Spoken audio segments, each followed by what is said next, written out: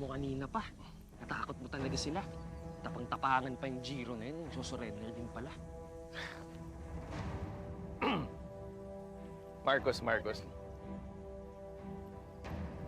Do you think this is amusing, ha, Marcos? Tumingin ka sa akin.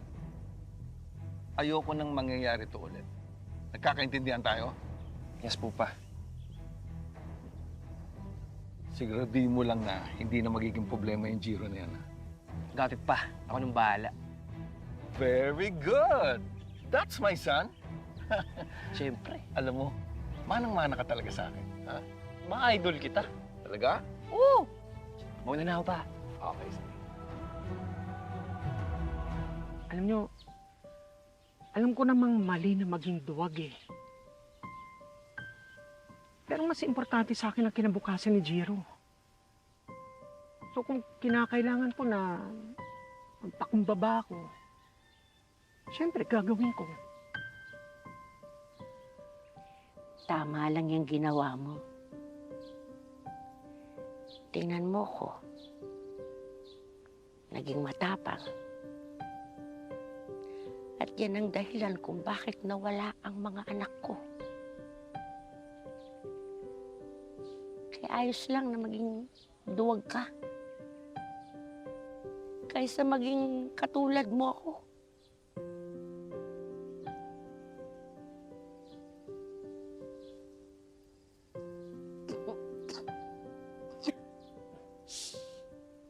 Kaya na.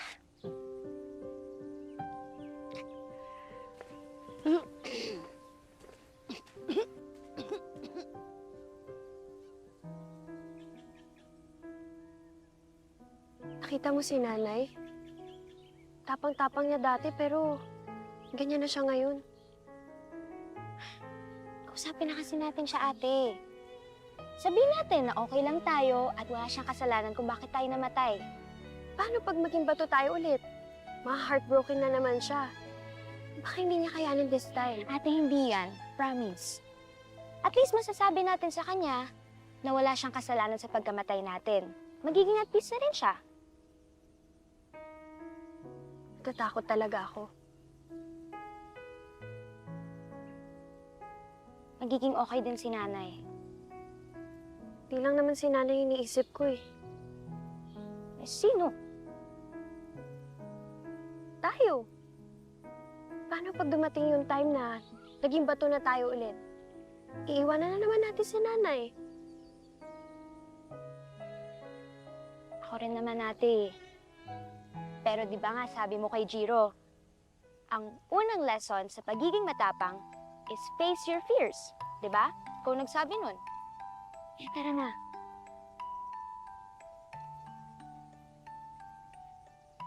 Okay, let's go. So, tingin.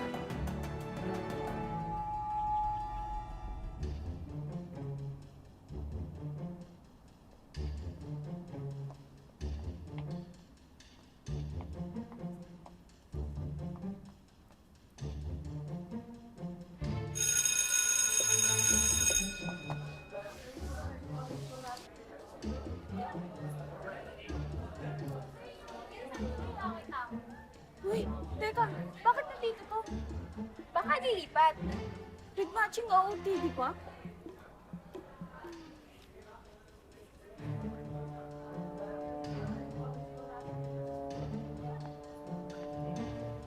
Oh, anong ginagawa niyo dito? Baka may makakita sa inyo. Jiro, kailangan namin puntahan si nanay.